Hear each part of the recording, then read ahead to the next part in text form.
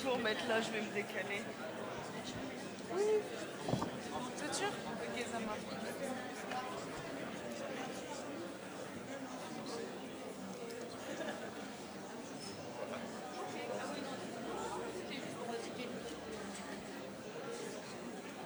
Donc, mesdames, messieurs, si vous voulez bien regagner vos places, on va entamer cette troisième et dernière table ronde de la journée. Voilà, si vous voulez reprendre place. Donc, comme je vous l'avais dit, je vais vous présenter maintenant nos quatre grands témoins. Vous les connaissez très très certainement. Donc, Laurent Berger, coprésident du Lab des dialogues. Alors, Laurent, vous présenterez un peu ce laboratoire, mais voilà, c'est un laboratoire centré sur le dialogue social. Et Laurent Berger, on ne peut pas oublier que vous avez été secrétaire général de la CFDT de 2012 à 2023. Geoffroy Roux de Bézieux, alors vous êtes coprésident du Lab des dialogues, exactement, également, et président d'honneur du MEDEF. Et vous avez été président du MEDEF entre 2018 et 2023. Christiane Lambert, donc vous êtes ancienne présidente de la FNSEA. Vous avez été présidente de la FNSEA entre 2017 et 2023, ex-présidente de la COPA également, qui est un organisme de représentation des agriculteurs et agricultrices et de leurs coopératives à l'échelle de l'Union européenne. Et vous êtes aujourd'hui présidente de la FICT, les entreprises françaises du secteur de la charcuterie traiteur. C'est ça. Et Luc Berry. Donc Luc Berry, vous avez été co-rapporteur au CESE, donc le Conseil économique et social et environnemental, sur le développement de la culture du dialogue social, et vous avez été secrétaire général de l'UNSA de 2011 à 2019. Donc on peut les applaudir, nos quatre grands témoins. Et tout de suite, une question. Alors, Laurent Berger et Geoffroy Roux de Bézieux, donc vous avez co-créé ce lab des dialogues. Donc, quelques mots quand même pour présenter. Oui, bonjour à toutes et à tous. Alors, moi, je ne suis pas que ancien quelque chose, hein, j'ai un métier aussi, vous ne l'avez pas dit, mais voilà, je suis directeur ESG du groupe Crédit Mutuel Alliance Fédérale. Mais je dis ça parce que ça fait un peu reconstitution de Ligue dissoute. On s'est tellement vu à de multiples occasions tous les quatre et avec d'autres. Co-créer le Lab des dialogues, je pourrais être tout à fait exact, on l'a pas co-créé. On a été sollicité par le cabinet Catalyst, qui est un cabinet d'accompagnement des salariés, des entreprises, qui a été co-créé à l'époque par la CFDT et le MEDEF Bretagne, il y a très longtemps, pas avant qu'on naisse quand même, mais il y a longtemps. Et c'est vrai que François Paulou, qui en est le directeur et que j'ai aperçu tout à l'heure, nous a demandé de coprésider un laboratoire. C'est en gros, pour être tout à fait exact, c'est le regrouper des acteurs, des praticiens et des académiques dans un groupe très sympathique qui vise à se dire c'est quoi les bonnes conditions du dialogue aujourd'hui en entreprise, à la fois le dialogue de gouvernance, le dialogue social, le dialogue professionnel dont on a entendu parler tout à l'heure, et comment on peut créer à froid d'une certaine manière, parce qu'on n'est plus forcément impliqué dans ces enjeux-là, créer les bonnes conditions, les bonnes définitions du dialogue. Donc ça regroupe un petit collectif qui est pas très, un comité d'orientation qui n'est pas très important en nombre, mais avec des chefs d'entreprise de l'Ouest notamment, François Guérin-Setti ou des DRH. Il y a notamment le DRH de l'ADAPI, par exemple. Donc des gens aussi de l'Ouest, mais il faut dire que l'Ouest est quand même assez propice au dialogue, comme ça a été dit tout à l'heure. Des gens qui sont du monde académique.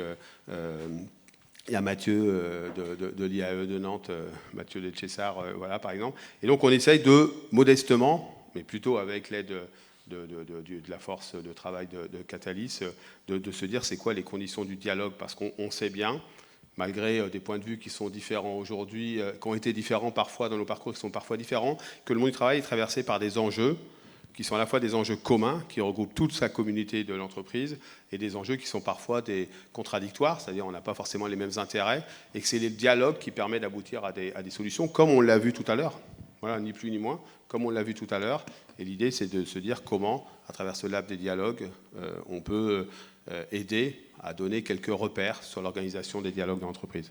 Donc une sorte de cadre théorique et d'amener aussi des cas pratiques. Monsieur Oui, Brook-Lisieux. pour compléter, bonjour à tous. Moi aussi, je ne suis pas que ancien, je suis entrepreneur, Oui, non. principalement entrepreneur.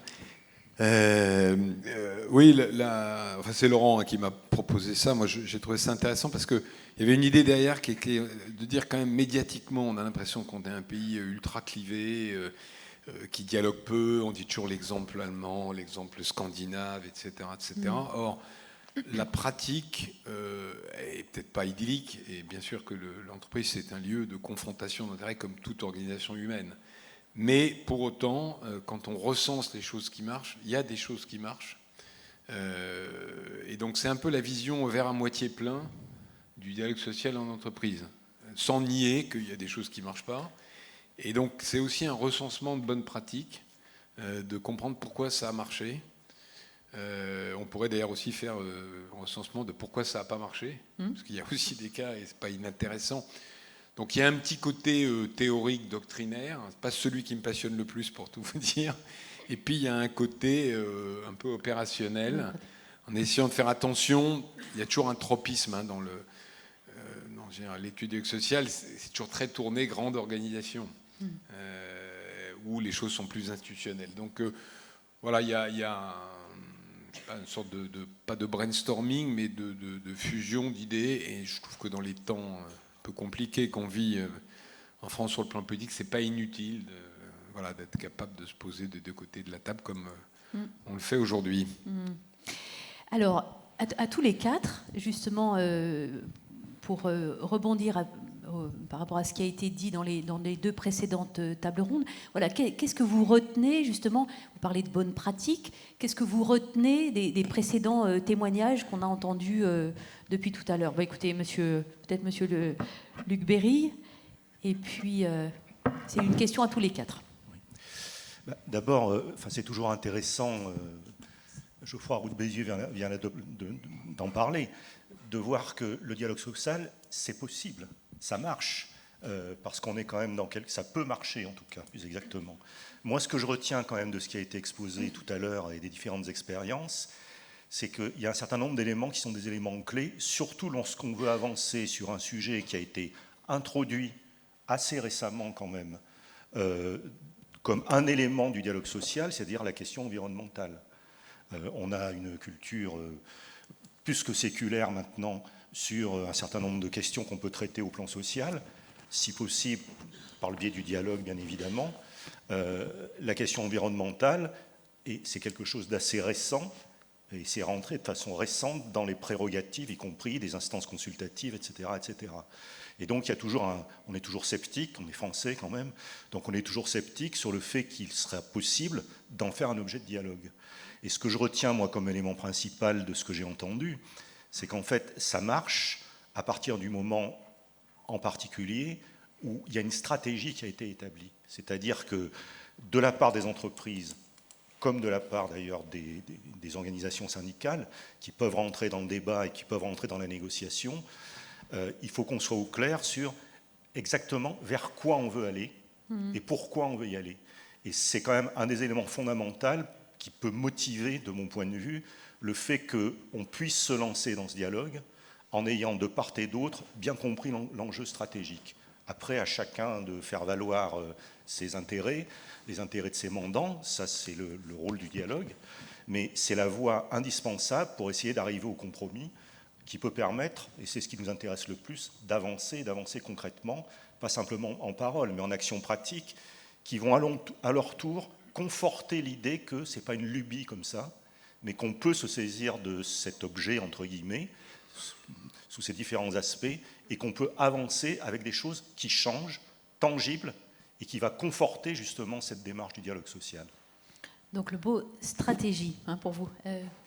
Madame Christiane Lambert, alors vous, de ces deux tables rondes, qu'est-ce que vous retenez et voilà, un petit peu à la fois en termes de bonnes pratiques, mais aussi d'éléments qui montrent que le dialogue social, ça marche. Bonjour à toutes et à tous et merci pour l'invitation à intervenir. J'étais agréablement surprise par le visuel quand je suis arrivée, parce que vous avez choisi le vert, le vivant, la petite plante qui pousse. Et on a vu dans les 2 tables rondes précédentes qu'effectivement le dialogue pousse et que la transition écologique, et vous l'illustrez par ce que vous venez de dire, est un élément qui nourrit davantage, qui peut nourrir davantage le dialogue social. Comme Luc Béryl, je dirais que concrètement dans les entreprises, il a commencé, il y a déjà pas mal de temps, dans le domaine agricole, lorsqu'il y a eu en 2007 le Grenelle de l'environnement. Il y a d'abord eu un effet recul en disant tout ça c'est beaucoup, va-t-on y arriver? Et puis très vite ça a été la mise en œuvre de réflexion, d'anticipation. Et comme dans les entreprises agricoles, dans les exploitations agricoles, il y a très peu de salariés, la majorité des exploitants agricoles ont 1 à 2 salariés.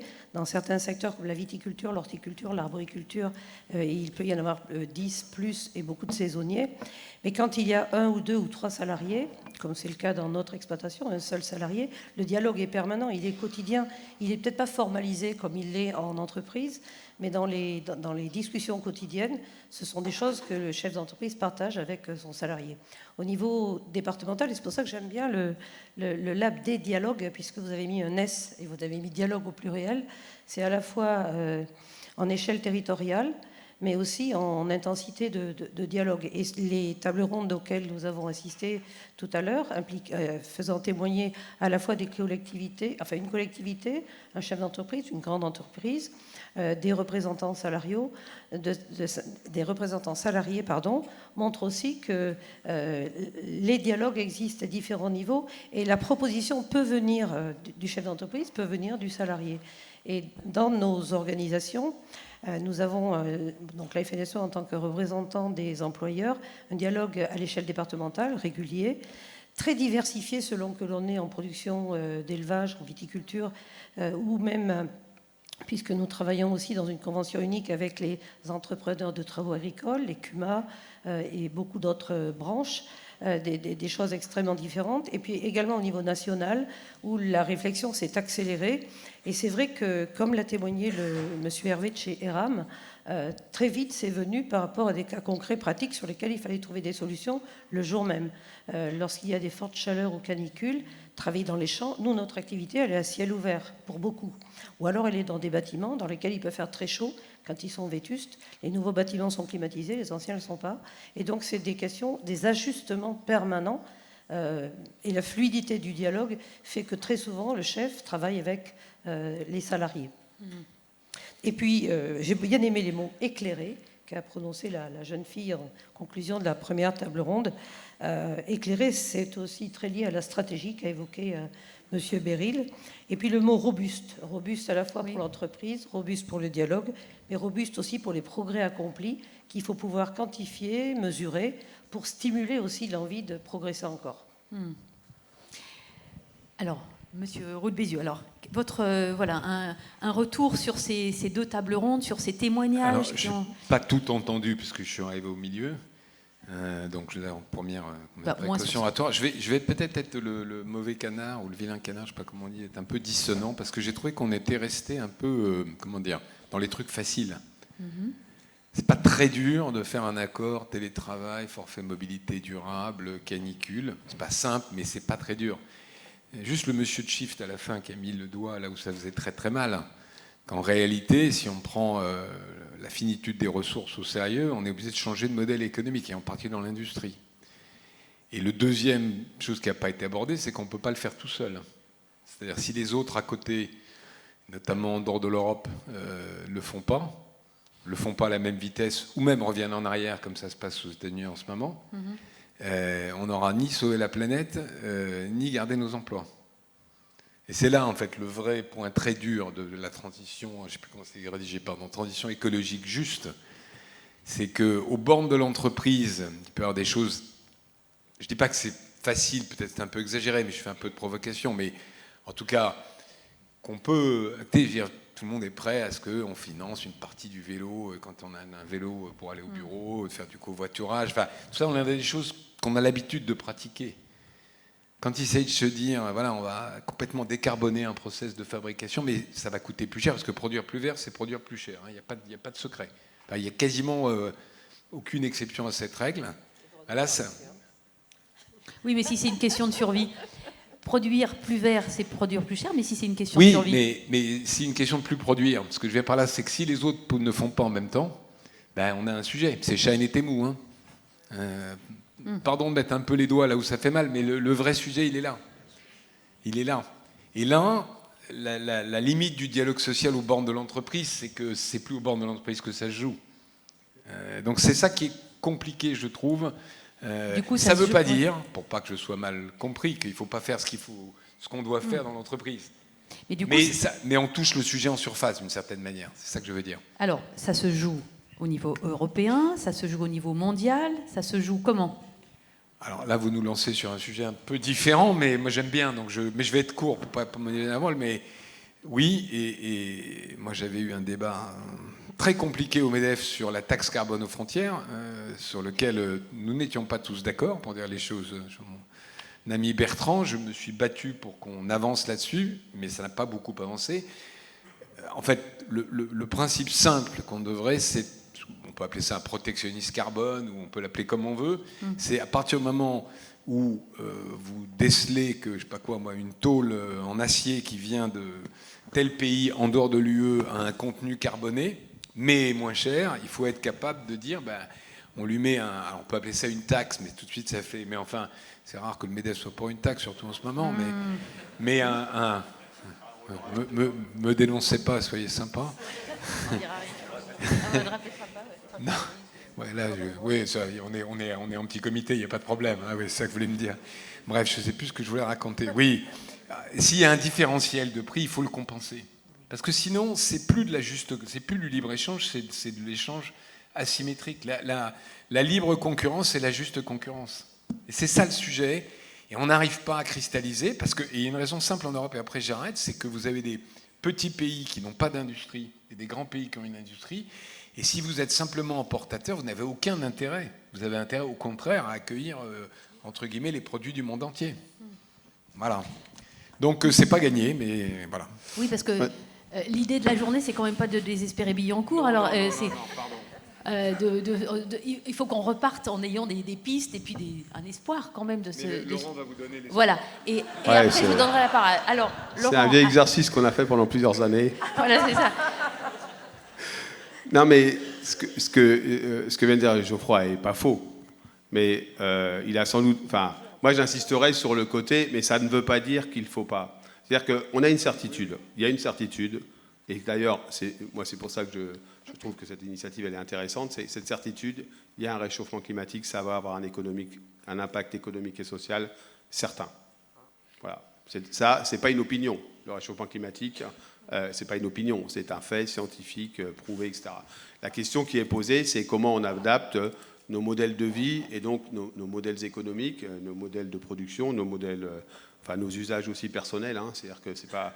Et donc, moi, je pense que évidemment tout cela se réfléchit à l'échelle internationale. Je vous rappelle qu'on fait les 10 ans de la COP, hein, qui a fixé les objectifs qui malheureusement sont dépassés depuis.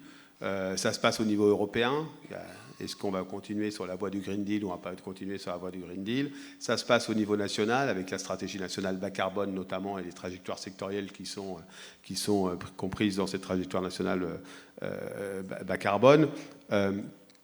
Mais il faut surtout qu'on sorte d'un truc, c'est-à-dire qu'il faudrait que ça se règle tout là-haut, tous les problèmes, pour que nous, on commence à s'en préoccuper. C'est pas du tout ce que tu as dit. C'est pas du tout ce que tu as dit. Mais il faut, moi je pense que ce qu'il faut, c'est effectivement qu'on se dise, il y a cette certitude et puis il y a des inconnus. Les inconnus, c'est ce que doivent devenir nos entreprises à l'échelle de ce réchauffement climatique, qui va les impacter différemment. Parfois sur les conditions de travail, il y a un impact social, il y a un impact économique certain, il y a un impact parfois territorial aussi. Hein. Les entreprises sont soumises à des risques physiques avérés, etc. Donc avec des aménagements différents. Et tout cela, il y a une partie de la réponse, ça se passe dans le dialogue social, la capacité du dialogue social qu'on va pouvoir, des dialogues d'ailleurs, comme l'a dit Christiane, qu'on va pouvoir opérer dans les entreprises. Et donc c'est cela où je trouve qui est intéressant dans ce qu'on a entendu, c'est que ça esquisse. Après, il faut qu'on se dise une chose de façon un peu sincère, c'est que On n'a pas encore tapé dans le dur dans ce que ça veut dire sur les modifications économiques. Donc voilà, les modifications économiques, elles ont évidemment des conséquences en termes d'emploi, en termes de conditions de travail, évidemment. Peut-être en termes de création de valeur et de répartition de la valeur. Donc des sujets qui sont des sujets de dialogue social. Et puis surtout, on l'a vu tout à l'heure à travers le petit questionnaire, c'est que il y a des sujets sur lesquels on va pouvoir sans doute assez vite, en termes d'adaptation, se mettre d'accord, puis des sujets sur lesquels ça va être plus compliqué. Et c'est plus compliqué notamment parce qu'il y a des incertitudes. On n'est pas totalement certain de la façon dont ça va se passer. Et quand on n'est pas certain dans une entreprise de la façon dont les choses vont se passer, il n'y a pas d'autre voie que le dialogue. On pourrait prendre le parallèle avec l'intelligence artificielle. Moi, je suis dans un secteur aujourd'hui professionnel, je ne suis pas capable de vous dire exactement quel va être l'impact de l'IA sur l'évolution du métier bancaire. Ce que je sais, c'est qu'on a deux options. On peut rester en se disant, tant qu'on n'est pas face aux ennuis, on se cache un peu la vue, ou alors on dit, on commence à anticiper ce qu'on pourrait faire. Et c'est pareil dans les entreprises sur la transition environnementale. Si on veut une transition juste, qui maintienne des emplois, qui maintienne de l'activité, qui maintienne de la création de valeur, il faut qu'on puisse créer ces conditions du dialogue. Et moi, je trouve que la démarche qui est prise aujourd'hui, c'est-à-dire on fait un constat partagé à travers le GIEC, Pays de la Loire, la COP, et on se dit, voilà, ça va poser des questions, et on se met en condition. Ça ne veut pas dire que quand on démarre le dialogue, on a toutes les solutions. Hein. On se met en condition de dialoguer, et on met le sujet du dialogue, de l'environnement, de la transition, au cœur du dialogue social. Et ça, on ne va pas se le raconter, c'est difficile du point de vue des patrons, et c'est difficile du point de vue des représentants des salariés. Tu me permets juste une petite, ainsi, il y a un très bon contre-exemple, si j'ose dire, mauvais exemple comme on veut, sur l'interdiction des voitures thermiques en 2035. Parce que, sans juger du fond de la mesure, moi j'y suis plutôt favorable, tout l'aspect social, industriel n'a pas été pensé. C'est-à-dire que ça a été un dialogue environnemental, si j'ose dire, mais pas social. Or, on sait bien que, alors je n'ai plus les chiffres en emploi, mais on est en centaines de milliers d'emplois, y compris la sous-traitance. Encore une fois, peut-être qu'il faut le faire, moi je ne suis pas assez expert pour le savoir, mais on ne pouvait pas ne faire qu'une jambe du dialogue, ça c'était pas possible. Parce que du coup, maintenant, on a vu, il y a des gens qui disent non, il faut revenir en arrière, donc l'autre qui dit non, qu'on continue. Enfin, il a manqué de dialogue, ça c'est clair. Oui, enfin, c'est plutôt les constructeurs qui veulent arrêter. Non, c'est pas vrai. Demandez au syndicat allemand automobile, IG Metall. Mais non, mais bien sûr. Non, mais bien sûr, ils perdent leur emploi. On leur a pas demandé leur avis à eux. Non. Ça a été, c'est l'exemple même de Lucas qui n'a pas considéré l'industrie et le dialogue social. Personne s'est posé la question. Personne s'est posé la question des voitures chinoises qui allaient envahir. Voilà. Et il y a un moment où, si vous voulez, ça a été hémiplégique comme si je peux me permettre, il y a eu une étude. Alors, je crois que c'est 2019. CFDT, une organisation des transports. Et il y a eu un travail justement d'anticipation en disant si l'échéance est 2035, il faut qu'on anticipe sur, pas attendre que le mur soit là, anticiper sur les évolutions des métiers, des compétences et tout ça. Et ça a été porté par la CFDT, la FGMM à l'époque. C'est vrai que ce qu'on ne fait pas assez, c'est de prise en compte de... En fait, moi, j'illustre ça comme ça. Quand on s'est engagé syndicalement, et d'autres aussi, on le faisait parce qu'on considérait que le social n'était pas le sous-produit de l'économique. Et on avait en face de nous des gens qui pensaient que le social et on pensait que l'économie était important. Et voilà. Et ce rapport du dialogue, il était comme ça dans les entreprises. Aujourd'hui est arrivé une autre dimension qui est le sujet environnemental, c'est-à-dire le sujet à l'extérieur. Non pas qu'on n'était pas préoccupé de l'extérieur, mais enfin, c'était pas le sujet environnemental n'était pas vraiment au cœur des préoccupations du dialogue social dans les 30 Glorieuses, quoi. Là, tout d'un coup, il arrive. Et c'est compliqué parce que le social n'est pas le sous-produit de l'environnemental, qui n'est pas sous-produit de l'économique, et vice-versa, etc., etc. Et donc, c'est cette capacité à intégrer cette dimension-là comme un élément central, mais pas au mépris des autres éléments qu'il faut faire. Et c'est là où il faut des solutions adaptées à chaque situation. Ça n'empêche pas le cadre plus global, mais il faut se dire, c'est quoi les tensions qui existent dans ce triangle, et sur lesquelles il faut mettre le débat sur la table pour se dire, voilà les problèmes. Et sur l'automobile, c'est vrai que nombre de salariés aujourd'hui se disent, mais comme la parole politique, malheureusement, n'est pas totalement d'une grande stabilité, on peut demander au chantier de l'Atlantique, les sous-stations électriques, ils sont dans la merde, ils ne savent pas s'il faut investir ou pas investir, parce qu'on ne sait pas sur les ENR, parce qu'en plus, il y a des politiques qui pensent qu'il suffit d'une parole performative pour que tout change, alors qu'on sait bien que ce n'est pas comme ça que ça se passe dans la vraie vie.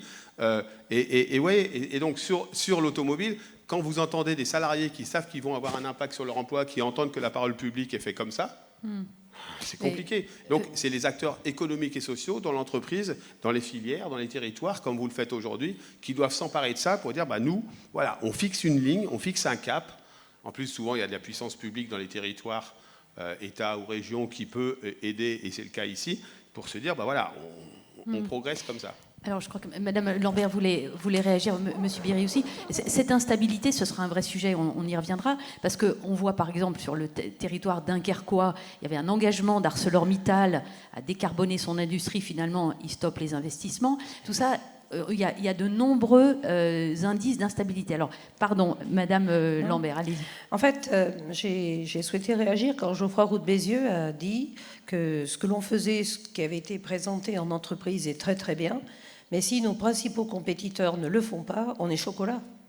Et ce qui se passe avec Shein et Temu, qui sont très souvent cités, c'est ce qui se passe pour l'agriculture, avec l'accord en débat Mercosur, c'est-à-dire importer des viandes de bœuf, de poulet, du sucre et de l'éthanol d'Amérique du Sud, qui n'ont pas du tout les mêmes règles de production, donc qui sont très compétitifs en prix, mais qui sont catastrophiques en mode de production et en carbone émis. Et ces produits-là, arrivant en France, vont perturber la démarche de progrès qui a été mise en place par l'agriculture française, de gré ou de force par certaines réglementations, de gré par beaucoup d'initiatives que nous avons conduites. Mais moi, j'ai en mémoire la phrase d'une ministre de l'écologie au Conseil national de la transition écologique, où je côtoyais à la fois des représentants des employeurs et des représentants des syndicats des salariés. Et la ministre disait, il faut que la France soit dans l'excellence et les autres suivront. Eh bien non, même en Europe, ils ne suivent pas. Alors imaginez, et j'ai une sœur qui travaille dans le textile, je peux vous dire qu'en ce moment, ils sont extrêmement inquiets. Et ce qui se passe avec les voitures automobiles, c'est pareil. Moi, j'ai entendu plusieurs fois des grands dirigeants nationaux dire « 2035, c'est loin, je parie qu'on peut y arriver en 2028 ». Et puis, il y a retournement. Et puis, la Chine subventionne ses voitures électriques. Bruxelles prend des décisions de taxation. Du coup, la Chine taxe le cognac, les viandes porcines et les produits laitiers. Pourquoi ? Parce que l'agriculture est un secteur fort d'Europe et il tape là où ça fait mal. Et comment allons-nous en sortir ? C'est une guerre économique et commerciale qui est lancée, extrêmement forte, avec des dirigeants versatiles en France, oui, mais encore plus à l'échelle du monde. La guerre que se livrent en ce moment Xi Jinping et Trump fait qu'on ne sait pas lequel va demain taxer plus que l'autre, mais il y a une hégémonie et une espèce de conquête commerciale, et l'Europe au milieu apparaît comme un nain. Et certains disent, nous sommes des herbivores dans un monde de carnivores. Et j'ajoute que pour les agriculteurs qui sont une activité de temps long, parce que quand on investit, c'est pour de nombreuses années, les bâtiments, on les amortit sur 15 ans, 20 ans, la rentabilité aléatoire, on a soit du gel, soit des sécheresses, etc. Donc il y a des réalités très, très, très difficiles. Et ce que l'on a mis en place patiemment pendant plusieurs années peut se retrouver complètement blackboulé. Et au niveau européen, ayant été présidente européenne pendant 4 ans, en plein Green Deal, le Green Deal, moi je me souviens d'un député européen, président de la commission environnement au Parlement européen, que chacun reconnaîtra, Pascal Canfin, m'envoyant fièrement la liste des 42 textes du Green Deal qui allaient s'appliquer, 27 pour l'agriculture. C'est un tsunami réglementaire qui a été pensé en faisant fi de ce qui se passe ailleurs. Or, l'Europe, c'est 7% des gaz à effet de serre mondiaux, la France, c'est 1%. Donc, même si l'Europe fait des efforts colossaux, ça ne va pas changer le climat qui se répandra partout. Donc, moi, je ne conteste absolument pas le changement climatique, parce que les réalités sont là et on les voit tous les jours. Mais expliquer et emmener les agriculteurs et les salariés, emmener tout le monde en disant « il faut y aller quand même », c'est très difficile quand, par ailleurs, il n'y a pas quelques protections et puis qu'on n'arrive pas à emmener les consommateurs. Parce que les consommateurs, quand Geoffroy a dit « plus vert, c'est produire plus cher », j'ai souri parce que c'est une formule que j'ai souvent employée vis-à-vis d'un certain nombre d'acteurs, notamment de la distribution française. Mais si les consommateurs ne nous suivent pas, comme c'est le cas en ce moment, on apprenait le bio, l'agriculture biologique aujourd'hui, qu'on ait plus de déconversion que de conversion à l'agriculture biologique. Parce que le marché ne suit pas. Le consommateur qui va toujours au moins cher parce que c'est ce qui lui est proposé. Alors il y a certes une question de pouvoir d'achat, je l'entends, de priorité aussi, mais si les consommateurs ne suivent pas, pour Time et Chemu, pardon, je l'ai dit à l'envers, pour Shane et Temu aussi. Oui, enfin, je crois que pour le bio, les aides n'ont pas suivi aussi. Les aides ont suivi, madame, les aides existent, les aides ont suivi, il y a même eu de la consolidation. Ah, je peux vous faire la démonstration, chiffres en main, je les connais par cœur. Oui. Bon, on reprendra ce débat. Monsieur Berry, prenez le micro. Oui, parce que si on en reste là, on peut arrêter, parce qu'il n'y a plus rien à faire au plan régional, ni même à quelque niveau que ce soit. Merci. Moi, j'adhère au fait qu'effectivement, mais c'est la vraie nouveauté de la question écologique, c'est qu'elle est totalisante. Bon, elle est totalisante, parce que tous les éléments interagissent. Et c'est ça qu'il faut intégrer, et la vraie nouveauté, alors combinée à l'urgence écologique, c'est que c'est quand même le plus grand défi que notre génération, votre génération, ont pu rencontrer. On parle simplement des conditions de la survie sur Terre, de l'existence sur Terre. C'est juste ça l'enjeu. Un détail. Bon. Et comme tout le monde est convaincu, je pense ici que ce n'est pas un détail, ça nous oblige totalement à repenser toutes les politiques autour de cette priorité. Parce que, pour l'essentiel, tous les modèles économiques, tous les modèles de développement, tous les modèles de consommation qu'on a produits ont été construits autour d'autre chose que la préoccupation écologique. Donc tout le sujet, c'est comment est-ce qu'on peut penser les choses avec, ce n'est pas une nouveauté qui se rajoute, c'est une nécessité vitale, ce n'est pas tout à fait la même chose. Comment est-ce qu'on peut repenser un nouveau modèle de développement, un nouveau modèle de consommation, un nouveau modèle de vie avec ces contraintes, parce que je veux bien entendre que l'avenir sera radieux, ce n'est pas tout à fait exact, avec des contraintes, des conditions qui sont totalement, radicalement différentes de tout ce qu'on a connu. Alors effectivement, on ne peut pas, à l'échelle de Nantes, à l'échelle de Saint-Nazaire, ou à l'échelle d'Albertville, là où je suis né en Savoie, faire face aux défis du réchauffement climatique, etc. etc. Je rappelle qu'il n'y a pas que le réchauffement climatique, d'ailleurs. Il n'y aurait que ça. Il y a le réchauffement climatique, il y a la question de la biodiversité, il y a la question de l'épuisement des ressources naturelles, il y a la question des pollutions, des airs, enfin de l'air, des eaux, des terres. C'est ça qu'il faut qu'on réussisse à aborder. Donc moi, j'entends bien que la question de la compétitivité est une question qui est centrale. Ça peut servir quand même d'avoir des entreprises, et si possible des entreprises qui ne ferment pas. Ça peut servir à tout le monde, pas qu'aux entrepreneurs, mais aussi aux salariés qui y travaillent. Donc là-dessus, on est tout à fait d'accord. Quels sont les outils qu'on a pour pouvoir avancer ? Il y a un débat que vous avez ouvert, qui est par exemple l'échelon européen. Moi, alors, je vous précise que moi, je ne suis dépositaire d'aucun mandat. Je suis un grand témoin dégagé. Je ne parle pas au nom de l'organisation dont j'ai été le secrétaire général, puisque je n'ai plus de mandat là-dedans. Donc ça me donne un recul peut-être, ou au moins une liberté de parole du coup, parce qu'on respecte quand même des mandats, ce qui est la moindre des choses en démocratie. Mais quand vous regardez ça de l'extérieur, effectivement, il y a un certain nombre d'outils qui peuvent exister. Moi, je ne suis pas gêné par le terme de taxation nécessairement. On pourrait parfaitement... Non, mais visiblement, on est plusieurs. Pas forcément ce qu'on attendrait toujours.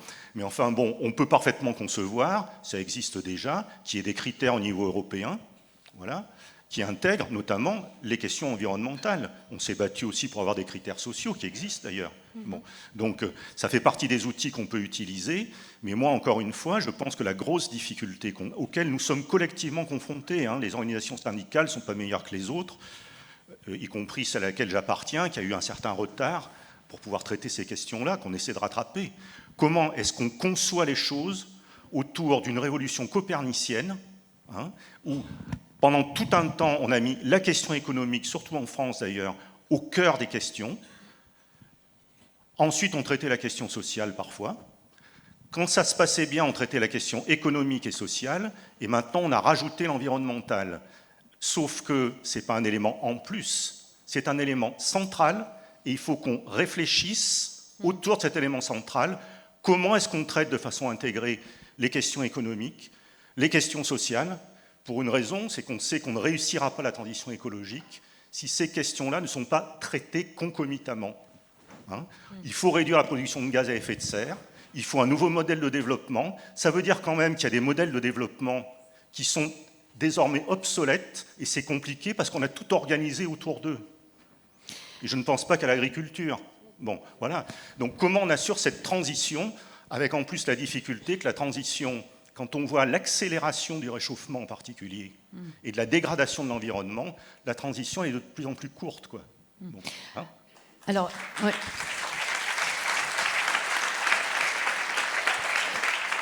Vous avez prononcé un mot essentiel, révolution copernicienne. Alors, on voit bien que, et comme vous le disiez, on peut pas tourner, enfin, on peut pas simplement prendre les sujets autour.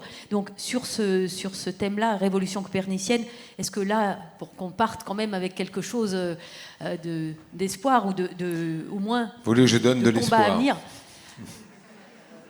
un mot. Un mot. Et puis après, il y aura Non, des questions si, de la je vais donner salle quand l'espoir même. parce que j'étais hier en visite chez Saint-Gobain à Cholet, une usine de verre. Et alors, c'est intéressant comme cas parce que, donc, et avant ça, j'ai fait une usine de laine de verre, donc un peu dans le même domaine. C'est des produits où, à cause du coût de transport, la concurrence se lie en centaines de kilomètres. Vous ne pouvez pas transporter des plaques de verre, enfin qui sortent des laminoirs, enfin des hauts fourneaux, des flottes, comme ça s'appelle, sur plus de 200-300 km, sinon ça coûte trop cher. Donc, il y a une sorte de barrière naturelle, en fait, à la concurrence. Et là, on peut se lancer dans le changement du business model. C'est-à-dire que, donnez juste un chiffre, ils arrivent maintenant à plus de 60% de recyclage complet en comptant ce qu'ils achètent sur le marché de déchets de verre, les chutes de l'usine qui avant n'étaient pas récupérées, l'eau qui est 100% recyclée, etc. Donc on peut, à l'échelle d'une entreprise, avoir son action. Donc, pour reprendre un peu ce que j'avais dit à la fin et que Laurent a repris, c'est pas parce que ça se joue à l'échelle européenne ou même à l'échelle mondiale qu'il faut baisser les bras. D'abord, chacun d'entre nous a un comportement individuel. Chacun d'entre nous est acteur et consommateur, se déplace, etc. Donc il y a déjà une responsabilité individuelle. Là aussi, il faut quand même souligner ce qu'a dit un peu Christiane, c'est-à-dire que quelquefois, il y a de la schizophrénie dans les intentions. Toutes les études disent « je veux consommer plus vert », mais en réalité, ce n'est pas du tout ça qui se passe. Je ne veux plus prendre l'avion, on voit que le transport aérien continue à faire 5%. Donc il y a une responsabilité individuelle, une responsabilité à l'échelon de la communauté économique qui est l'entreprise. Alors évidemment, là aussi, elle est assez variable en fonction du secteur. Ce n'est pas du tout la même chose d'être dans une SS2I, comme j'ai vu tout à l'heure, que d'être dans un gros site industriel d'acier. Enfin, on n'a pas les mêmes enjeux et la même facilité à migrer. Et le dernier point que je voudrais souligner, c'est quand même que depuis 2-3 ans, Trump l'a accéléré. Laurent a dit c'est un fait scientifique. Mais évidemment que je ne nie pas. Mais il y a quand même une partie de la planète qui n'est pas du tout d'accord là-dessus. Soit dans une espèce de négation absurde, soit, et c'est un discours que moi j'entends beaucoup dans les pays africains, vous êtes gentils, mais vous avez fait de la croissance pendant 200 ans, enfin 150 ans, c'est notre tour. Donc vous êtes en décroissance si vous voulez, c'est votre problème, mais ce n'est pas le nôtre. Je simplifie un peu le discours. Et donc, ça revient à, est-ce qu'on va revenir à un monde totalement protectionniste qui ne me paraît pas vivable. On a quand même créé des chaînes de valeur partout. On peut faire mieux, hein. On n'est pas obligé d'importer des kiwis de Nouvelle-Zélande toute la journée. On en fait en France, Christiane, je ne me trompe pas. Mais on ne va pas revenir non plus à une économie, j'allais dire, complètement autarcique. Ça, je trouve que le sujet est très compliqué. Donc, le double message, c'est, oui, chacun a une responsabilité au niveau individuel et de sa communauté économique, donc de l'entreprise. Pour autant, il y a quand même des sujets mondiaux finalement presque de modèles capitalistes qui sont posés et on voit plusieurs modèles divergents se développer. Donc, ce qu'on peut quand même retenir là de ce que vous dites, c'est faisons tout ce qu'on peut au niveau individuel, au niveau collectif, donc tous ces exemples de dialogue social, y compris dans cette entreprise à mission dont on a entendu le témoignage très important, on ne peut pas, commençons déjà par ça, et puis après, luttons aussi pour reporter, enfin pour faire que à des niveaux plus macro, il y ait des transformations, parce que sinon... oui, bien sûr. Hein, ça, c'est des devoirs du citoyen. Et aussi des chefs d'entreprise et des syndicalistes. Oui, et puis c'est le devoir, c'est absolument nécessaire parce que les solutions ne seront pas les mêmes partout. C'est-à-dire qu'il n'y a pas... enfin, on est dans une crise démocratique, maintenant au moins tout le monde le reconnaît, elle est liée à ce que elle est liée à deux choses. C'est que parfois on croit qu'il suffit de dire, énoncer quelque chose et que les choses vont arriver quand on est en responsabilité nationale. Mais c'est aussi le fait que parfois la subsidiarité, y compris les premiers concernés, ne sont pas forcément prêts à la vivre. C'est-à-dire que quand on peut résoudre des difficultés, et une entreprise, je suis désolé, elle a comme responsabilité, et quand j'ai une entreprise, dans ma tête, ce n'est pas un chef d'entreprise, c'est un chef d'entreprise et les salariés, et donc leurs représentants, ont une responsabilité de regarder face à l'évolution climatique, au réchauffement climatique, mais aussi aux conséquences physiques que ça amène, à regarder comment elles doivent anticiper, dialoguer, etc. Et le dialogue, parfois, il évite les normes absurdes. Le contrat, il est parfois plus intelligent que la loi, mais il faut que les acteurs du contrat soient prêts à le faire.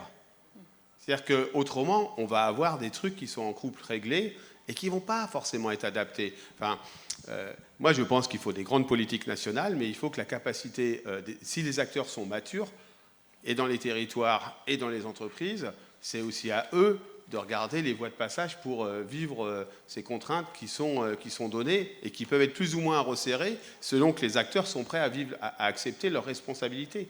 Et dans une entreprise, elle est partagée par la voie des dialogues parce que ça interpelle la stratégie économique, ça interpelle la création de valeur, les usages, etc. Ça interpelle le travail, la façon dont on travaille. Ça a été très bien dit tout à l'heure, et là-dessus, on arrive à agir. Il y a eu des exemples intéressants. Donc,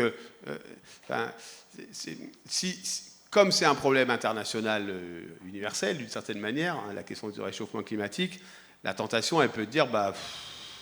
que les autres fassent les efforts, quoi, et puis on verra bien. Mais non, ça, on ne peut pas faire un truc pareil.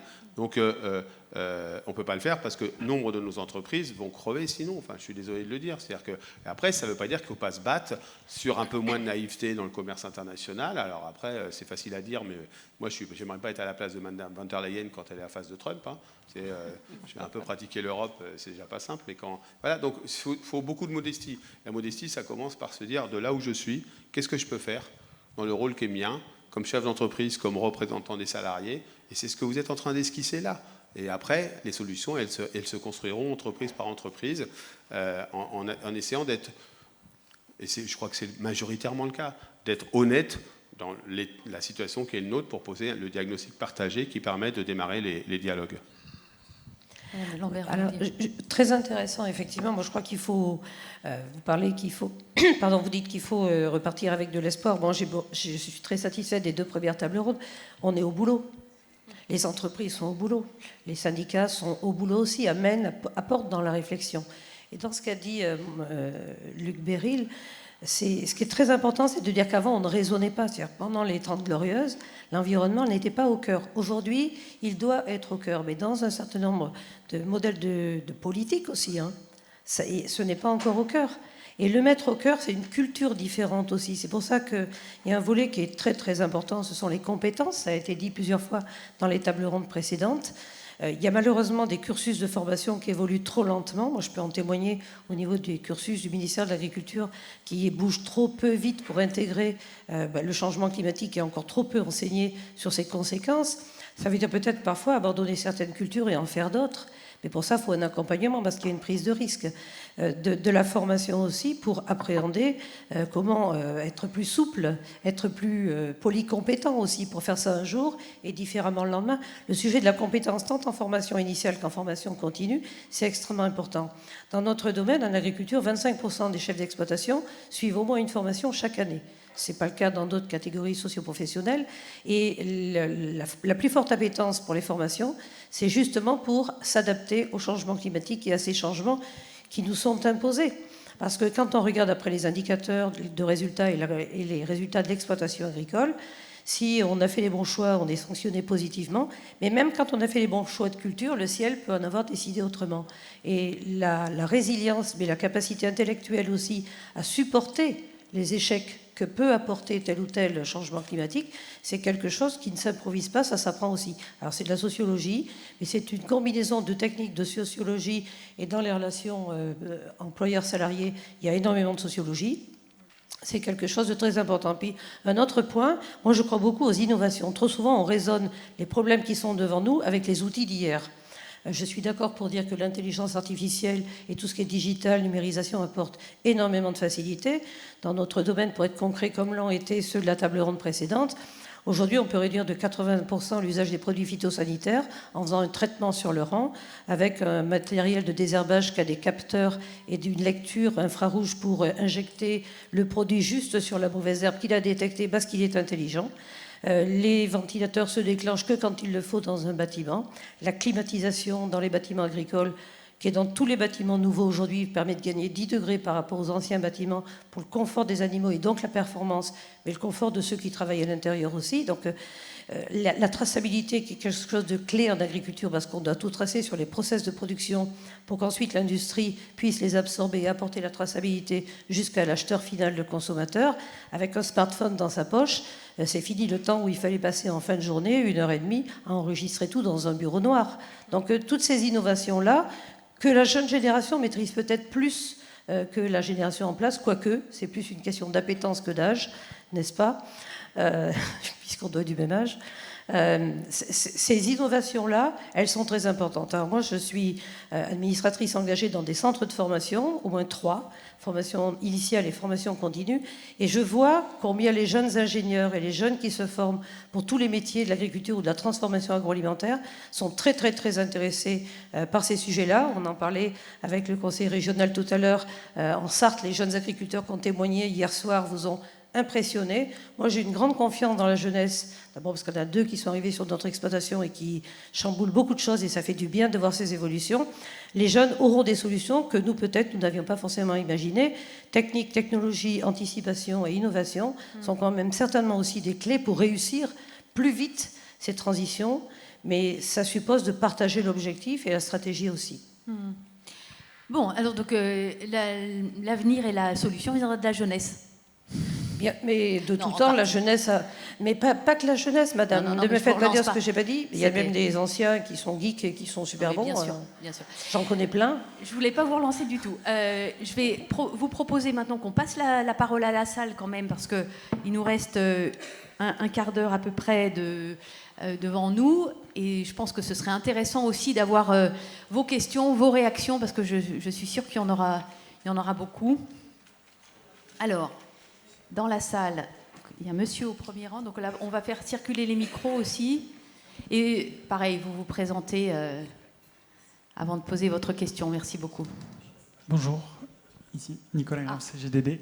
Vous êtes comment, pardon ? Nicolas Grave, commissariat général au développement durable. Je voulais poser une question, moi, sur la notion de stratégie et de fixer une ligne, un cap.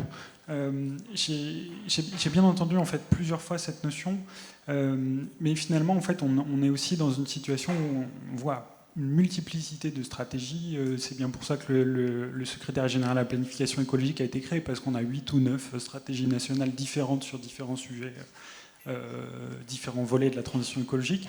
On a des stratégies côté branche, où on a des feuilles de route des comités stratégiques de filière, on a des observateurs de branche. Et je me demandais en fait sur cette notion de multiplicité de stratégies, est-ce que c'est pas plutôt finalement la notion d'avoir des stratégies qui soient suffisamment partagées, et notamment par les organisations syndicales et patronales, pour qu'on arrive effectivement à avoir une forme de stabilité qui fait qu'on n'ait pas cette espèce de girouette qui est une des raisons pour lesquelles on n'arrive pas à mettre en place des politiques environnementales. Et donc la question que je voudrais poser, en fait, c'est finalement qui a quoi à faire pour établir ces conditions de dialogue, pour que ces stratégies qu'on essaie d'établir au niveau national arrivent à cette échelle entreprise qu'on voit en bout de chaîne. Je peux tenter une première réponse. D'abord, je trouve que l'idée du commissariat général à la planification écologique est une bonne idée, parce qu'on a besoin de planification. Là aussi, c'est peut-être pas un terme que vous voyez souvent dans la bouche du MEDEF. Et d'ailleurs, c'est une des forces, malheureusement, ou une des faiblesses de la démocratie. Mais on a besoin d'une planification partagée. Et pourquoi on a besoin de planification, d'ailleurs, justement ? Parce que c'est l'échelle dont on parle est au-delà du retour naturel sur investissement.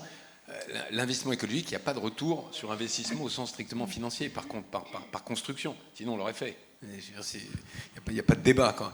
Par contre, je pense que la faiblesse du système français, au-delà des aléas politiques, normalement, le commissaire général devrait l'épargner, puisqu'il devrait, toute chose égale par ailleurs, survivre aux différentes tendances de gouvernement. C'est que soit on fait ça par filière, on dit il faut supprimer le plastique, ou on dit je sais pas quoi, etc. Mais on ne regarde... Souvent, c'est taxé. Oui, mais enfin, quel que soit l'exemple, et on ne regarde pas les effets de bord. Et ça, c'est le premier sujet, si on ne regarde pas les effets de bord sur d'autres filières. Et la deuxième chose, c'est quand même la schizophrénie de l'État. Je prends l'exemple de Shine et Temu parce que ça m'a beaucoup frappé.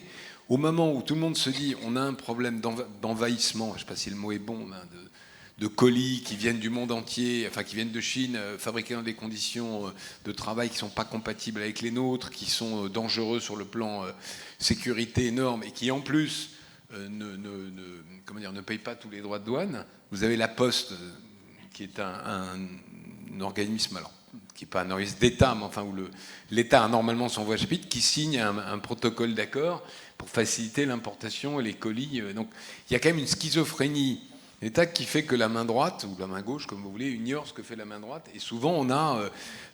alors, les exemples les plus caricaturaux, c'est les ouvertures d'usines. Quand vous essayez d'ouvrir ou d'étendre une usine, là, vous recevez de la part de plein de directions de l'État des trucs complètement contradictoires. C'est vraiment le mode des injonctions contradictoires. Donc, ce qui est difficile pour vous, hein, je ne sais pas de quel rôle vous avez dans le commissariat général, c'est les effets de bord et harmoniser le discours public sur voilà l'objectif à 30 ans et le faire partager à tous les acteurs. Vous posez une question en disant mais qu'est-ce qu'il faudrait que fasse l'État ou d'autres pour organiser les conditions de dialogue? Alors, dans une entreprise, on a besoin de personne pour dialoguer si on a vraiment envie de dialoguer. C'est-à-dire qu'il y a besoin, je ne reviens pas là-dessus, de cadres nationaux, de stratégies. Moi, je trouve que le secrétariat général à la planification écologique est une très bonne chose. Après, la question, c'est la place qu'on veut y donner et ce qu'on veut y faire. Mais dans une entreprise, bien sûr qu'on est perméable à ce qui se passe à l'extérieur, mais si on veut dialoguer à partir d'une réalité qui est celle de l'entreprise, moi, qu'on me dise qui en est empêché. J'ai trop souvent entendu dans certains endroits, mais non, mais on ne va pas pouvoir commencer à dialoguer parce qu'il y a tel truc, il y a tel truc, il y a tel truc. Enfin, on s'est quand même battu, et on est quelques-uns là, pour que sur un certain nombre de sujets, on redescende à l'échelle de l'entreprise pour débattre d'un certain nombre de domaines. Enfin, en fait, le problème du sujet, c'est qu'il faudra arrêter de se chercher des excuses les uns les autres.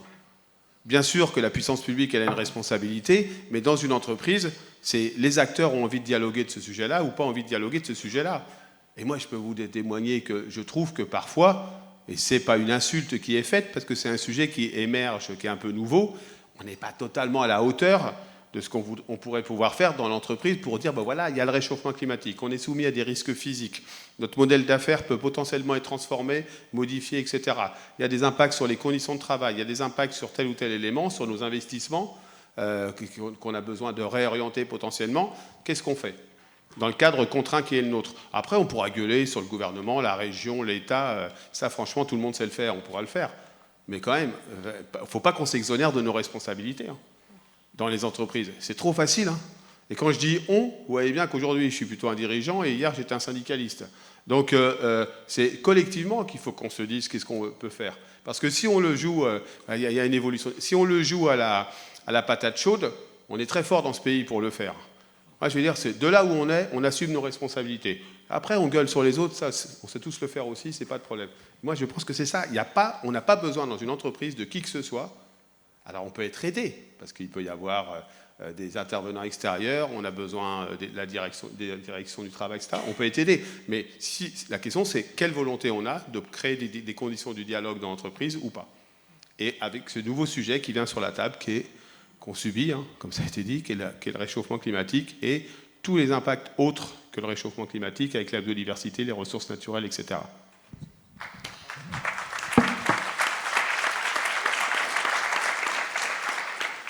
Alors, oui, il y avait...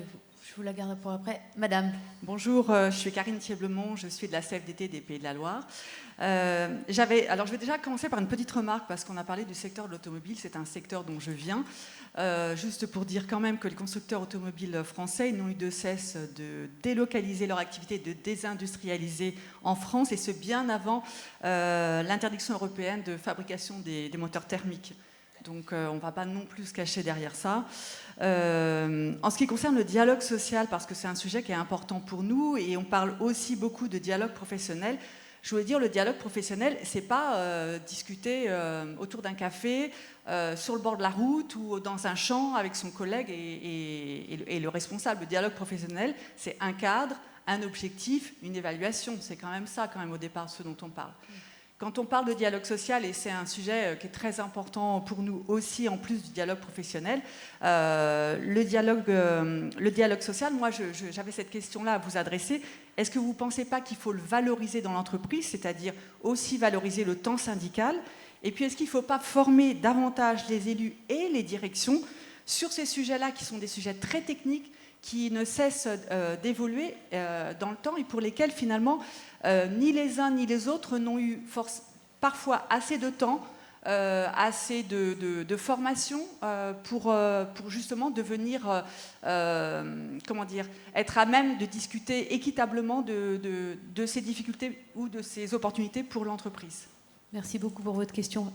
Monsieur Berry, puis Laurent, pour le... Oui, enfin, là, on est au cœur quand même du côté pratique. C'est-à-dire qu'à un moment donné, pour moi, il y a deux grands obstacles, outre le fait d'avoir quand même une stratégie, savoir de quoi on va parler, pourquoi on va en parler, pourquoi on va avancer. C'est effectivement, il faut avoir les conditions du dialogue. Et moi, je vois deux éléments clés du haut de ma grandeur de grand témoin et de mon expérience syndicale. C'est effectivement les questions de formation sur les questions environnementales et à tous les niveaux, c'est-à-dire pas simplement au niveau des organisations syndicales, des responsables syndicaux, des délégués syndicaux, etc., et des élus, mais aussi au niveau des responsabilités dans l'entreprise, en sachant qu'on peut aussi, dans ce cadre-là, faire appel à des spécialistes, parce qu'il y a des questions qui sont des questions techniques. Bon, on a des possibilités qui sont ouvertes sur le papier, en tout cas, et parfois utilisées, d'avoir recours à des experts. On ne sait pas tout, on ne connaît pas tout, il y a de la technicité aussi dans tout ça. Mais en tout cas, c'est un élément déterminant, parce qu'on ne peut pas mener une négociation si on ne comprend pas les enjeux, si on ne fait pas une politique effectivement de sensibilisation, d'explication à tous les membres de l'entreprise, y compris les salariés. C'est extrêmement utile. On parle beaucoup du sens au travail à un moment donné, ça fait partie du sens au travail, de savoir dans quel sens va la boîte. Et puis moi, je crois qu'il y a une question qui est une question démocratique. Laurent l'évoquait, enfin, il se trouve, me semble-t-il, qu'on vit une légère crise démocratique, pour être gentil, gravissime, dont les conséquences politiques risquent d'être redoutables, et que dans cette crise démocratique, ça affecte aussi tous les éléments qui constituent la démocratie, y compris la démocratie sociale. Et à un moment donné, dans la crise démocratique, il y a la crise de la représentation. Quand on est un élu, qu'on soit ou une élue syndicale, élu du personnel, délégué syndical, etc., on représente ses collègues quand même. Et il faut qu'on ait la possibilité d'avoir le temps, non simplement de siéger, de travailler les dossiers, mais aussi de rendre compte, de dialoguer, de sensibiliser. Ça fait partie du mandat démocratique, ça. Et ça, c'est quand même au cœur, me semble-t-il, moi, des difficultés qu'on a. J'espère que je ne vais pas déclencher une polémique à ce sujet-là, mais enfin, il y a eu des modifications du Code du travail à ce sujet-là, sur la représentation en entreprise, qui se sont quand même beaucoup accompagnées de réduction des moyens du dialogue social. Et c'était déjà dramatique de mon point de vue, mais vous avez compris, en tant que syndicaliste, je ne trouvais pas ça terrible. Mais ça l'est encore plus quand il faut qu'on traite des sujets de ce type, qui sont des sujets transversaux et dans lesquels il y a un effort tout particulier, parce qu'on n'est pas dans le classique des négociations annuelles obligatoires, pour parler français, des NAO, pour que les plus initiés se reconnaissent, qu'on sait à peu près pratiquer, auxquels les organisations syndicales forment traditionnellement leurs militantes et leurs militants. Là, on a besoin quand même encore plus d'avoir ça, si on prend au sérieux ce sujet-là. Et je termine ça juste en disant que la part ajoutée du dialogue social, c'est la question de l'acceptation sociale. Elle est fondamentale. Quand les gens se sentent exclus des décisions qui les concernent, quand ils ne sont pas consultés, quand justement les aspects sociaux, quand on décrète quelque chose et qu'on se dit après, ah ben mince, on a les gilets jaunes dans la rue, on n'avait pas prévu qu'il y avait des gens qui allaient bosser en utilisant leur voiture. C'est quand même con, on y aurait peut-être pensé avant, on aurait peut-être discuté aussi des contreparties, des éléments de soutien, etc., etc. Ah ben mince, on y a pensé après. Bon. Donc comment est-ce qu'on intègre ces questions-là, et la question économique d'ailleurs, la compétitivité, de la rentabilité, c'est pas un gros mot, la question sociale, autour justement des choix environnementaux qu'il faut qu'on fasse pour faire changer les choses concrètement au niveau de l'entreprise. Mais enfin, c'est parfois ailleurs que ça se situe quand même. Toutes les entreprises ne sont pas des grosses entreprises. La majorité des entreprises en France, c'est des petites, voire des très petites entreprises. C'est parfois plus pertinent d'avoir ça au niveau de la branche, qui est un outil de mutualisation, qui offre aussi les moyens d'avancer, parce que, y compris les moyens matériels. Mais effectivement, moi, je rejoins par rapport à ça la question centrale des moyens qu'on donne pour l'effectivité du dialogue, à la fois pour maîtriser les dossiers avec la formation, et aussi pour être en dialogue, pour rendre compte de ce mandat, qui est un mandat que je trouve magnifique, très difficile, de représentation de ses collègues. Moi, je ne déduis pas de la crise de la démocratie que la démocratie représentative est morte. Je ne vois pas comment on négocie, si on n'a pas à un moment donné le passage par ça. Mais comment est-ce qu'on lui redonne, ou est-ce qu'on lui donne, ou est-ce qu'on conforte la représentation dans l'esprit démocratique qu'on a?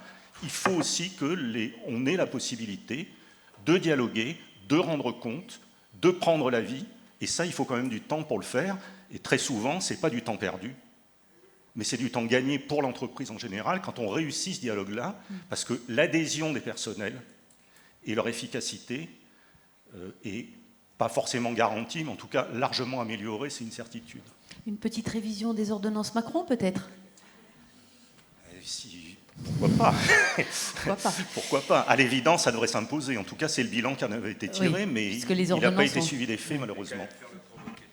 Allez, vous aimez bien. Expliquez-moi qu'avec les mêmes moyens, deux entreprises, il y en a une où il y a le dialogue qui marche et l'autre qui a le dialogue qui ne marche pas. Ce que je veux vous dire, c'est que je pense que le fondamental, ce n'est pas des heures de délégation, c'est un état d'esprit de part et d'autre.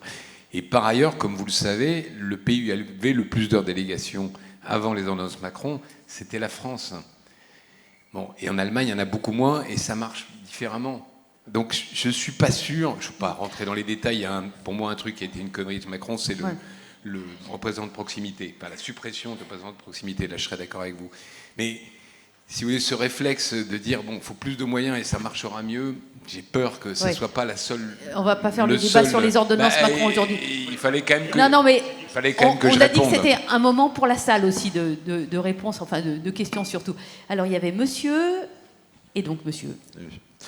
Marc Maradour, toujours représentant des employeurs de l'économie sociale. Alors je ne vais pas parler des moyens qui sont attribués au dialogue social à notre organisation qui représente quand même 14% de l'emploi au niveau régional, mais ce n'était pas le sujet de ma question, mais c'est vous qui m'y faites penser en termes de moyens. Mais je pense qu'on est plusieurs, on est nombreux dans cette salle à être convaincus que le dialogue social, effectivement, est un vecteur de prise de conscience de ces transitions et de transformation des transitions, qu'elles soient économiques, environnementales ou sociales. Mais j'avais une question, parce que vous l'avez un peu abordé les uns les autres, et quel est le rôle du politique aujourd'hui dans tout cela? Alors je parle du politique au niveau départemental, régional, national, international, je dois en oublier quelques-uns, parce qu'il reste encore quelques rouages que j'ai dû oublier. C'est quel est le rôle du politique pour effectivement faire en sorte que ce dialogue... Alors, si tant est qu'il ait un rôle. On l'a quand même... Ah. Parce qu'on a quand même abordé. On l'a un peu abordé, oui, Marc, on l'a abordé pendant la table ronde quand même. Et moi, dans un sujet qui est consacré au comment on dialogue dans l'entreprise sur le sujet de la transition environnementale, vous avez un directeur régional du travail qui est là depuis le début, qui vous écoute. Vous avez eu une introduction par le préfet de région et par le vice-président de la région Pays de la Loire à la formation professionnelle. Mais ce n'est pas eux qui vont faire le dialogue dans la boîte. Donc on ne peut pas leur demander. On peut leur demander d'avoir les cadres, parfois de permettre de le faire et de créer les conditions du dialogue. Mais au bout d'un moment, c'est quand même les acteurs qui vont être en responsabilité. C'est-à-dire que, vous savez, on a parlé de dialogue social, je ne vais pas revenir sur le débat fort intéressant qui vient d'avoir lieu, mais le rapport de Jean-Denis Combrexel sur le dialogue social, quand il le fait, il y a une partie 2 sur comment pourraient s'organiser mieux les instances de représentation du personnel, il y a une partie 3 sur les objets du dialogue social, puis il y a la partie 1 que tout le monde a oubliée, c'est le comportement des acteurs. C'est le comportement des acteurs qui joue. C'est-à-dire que, bien sûr que, moi j'imagine pas dans une boîte qui serait soumise à une grande transformation liée à la transition écologique. Ah si, c'est vrai, le chef d'entreprise dit, mais tu es à 10h30 alors que tu avais le droit qu'à 10 heures de délégation, on va stopper là le truc. Bon, ça veut dire que là, on n'a rien à faire. C'est-à-dire que le gars, il n'a rien compris. Bon, bah, tant pis pour lui. Mais moi, je pense que ce qu'il faut se dire, c'est qu'il faut regarder quelle responsabilité on a de là où on est. Nous, on parle de l'entreprise.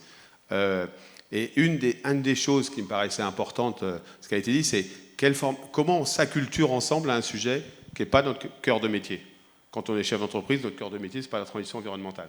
Quand on est syndicaliste, notre cœur de métier, ce n'est pas la transition environnementale. Il y a des choses, le SGPE fait des ateliers. Si certaines instances de dialogue social pouvaient commencer par certains ateliers du secrétariat général à la planification écologique, on se met d'accord. Il y a des entreprises et qui ne sont pas vertueuses. À chaque fois qu'on cite une entreprise, oui, mais aussi là, sur tel sujet, ils sont un peu moins bien. Bah oui, mais moi, je connais la perfection, je ne connais pas.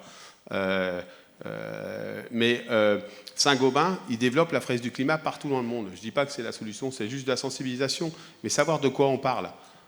Et encore une fois, je vous invite à aller voir ce que fait le secrétaire général à la planification écologique. Sur certains sujets, voilà, ça marche. On a parlé du Shift tout à l'heure. Sur l'agriculture, le Shift a fait une étude sur l'agriculture. 80% des agriculteurs, ils veulent la transition. On le sait, on en a souvent parlé. La dernière fois, c'était au salon de l'agriculture.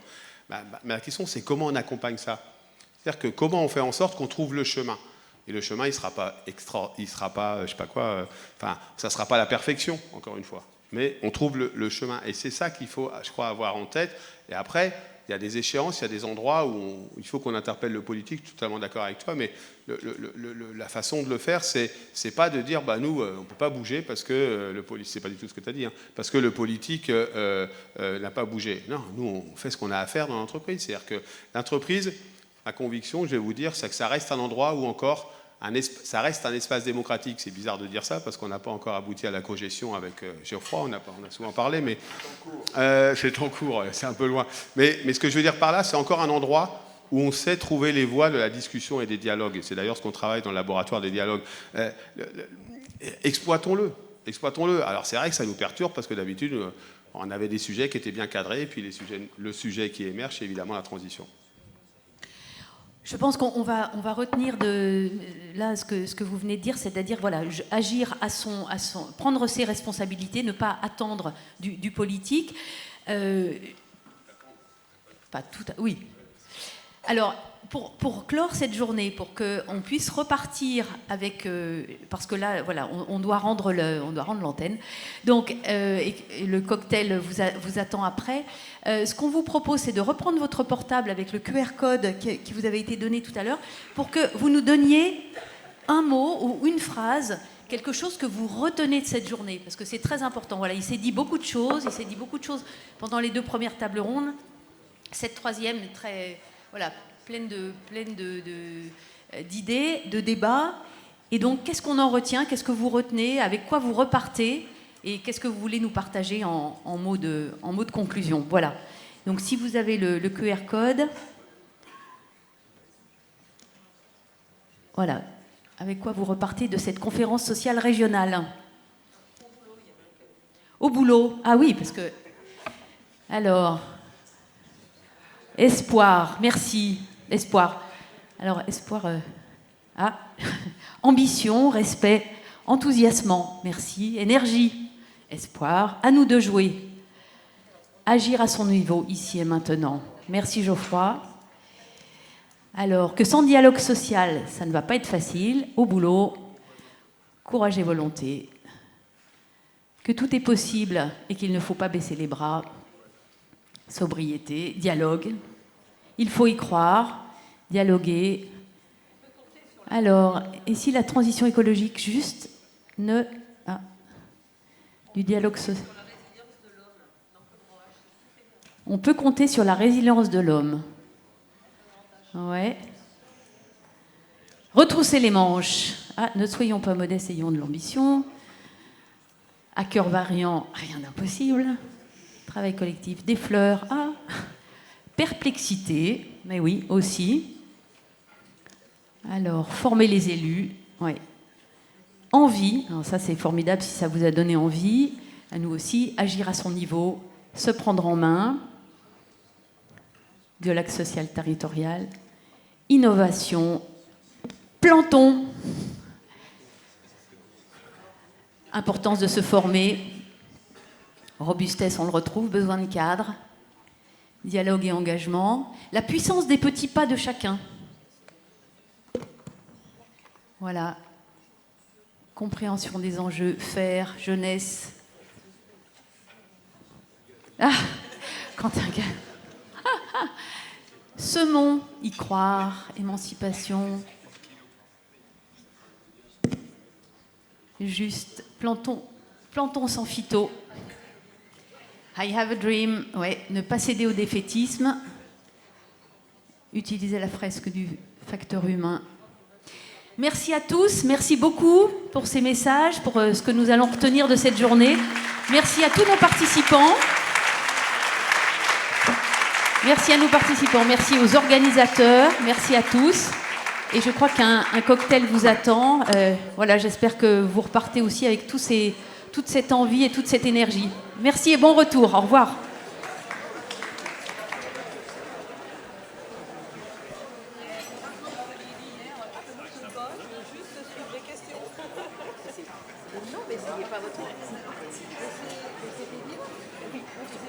Et en fait, j'ai eu des bons échos de la salle. La deuxième tableau. Oui.